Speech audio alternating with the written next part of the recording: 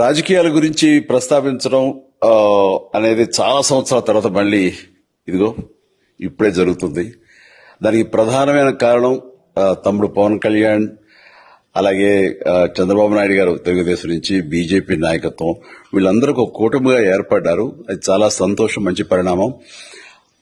ఈ సందర్భంగా మరీ ముఖ్యంగా ఈ రోజున నేను ఇట్లాగా మాట్లాడడానికి ప్రధానమైన కారణం నా మిత్రుడు, చిరకాల మిత్రుడు సీఎం రమేష్, అట్లాగే పంచగల్ రమేష్ రాజకీయంగా అరంగేట్రం చేసింది నా బ్లెస్సింగ్స్ తోటి. అది తను ఆ రోజు నుంచి ఈ రోజు వరకు కూడాను ఎక్కడున్నా నా దీంట్లోనే ఉంటుంటాడు. అలాంటి పంచగల్ రమేష్ అండ్ సీఎం రమేష్ గారు వీళ్ళు నాకు కావలసిన వాళ్ళు ఇద్దరు కూడాను అనకాపల్లి కాన్స్టిట్యున్సీ లో ఎంపీ క్యాండిడేట్ గా, అలాగే పెందుర్తి ఎమ్మెల్యే క్యాండిడేట్ గా వీరు నిలబడటం అన్నది నాకు చాలా సంతోషంగా ఉంది. ఎందుకంటే ఇద్దరు చాలా మంచి వాళ్లే కాకుండా సమర్థవంతులు. ఇలాంటి వాళ్ళు అలాంటి కాన్స్టిట్యున్సీకి, దాని అభివృద్ధికి ఎంతగానో దోహదపడతారు అన్న నమ్మకం నాకు చాలా ప్రగాఢంగా ఉంది. ముఖ్యంగా సీఎం రమేష్ గారికి కేంద్రంతో ఉన్నటువంటి సంబంధాలు, అనుబంధం ఇది మరీ మరీ ప్రత్యేకం. నాకు అది ఎప్పటి నుంచో తెలుసు. వారి గురించి నేను వింటూనే ఉన్నాను, చూస్తూనే ఉన్నాను.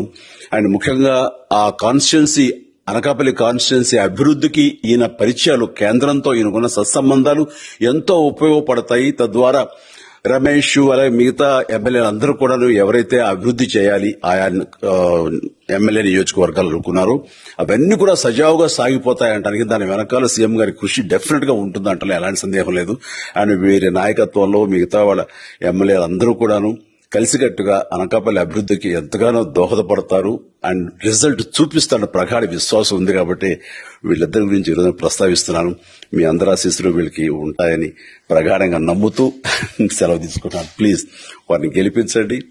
అనకాపల్లి నియోజకవర్గం యొక్క అభివృద్ధిని మనందరం చూస్తాం. అంతేకాదు, నాది చాలా పెద్ద కోరిక, ఆంధ్రప్రదేశ్ అభివృద్ధి పథంలో ముందుకు వెళ్లాలి. దానికి గాను మీరందరూ నడుము బిగించండి.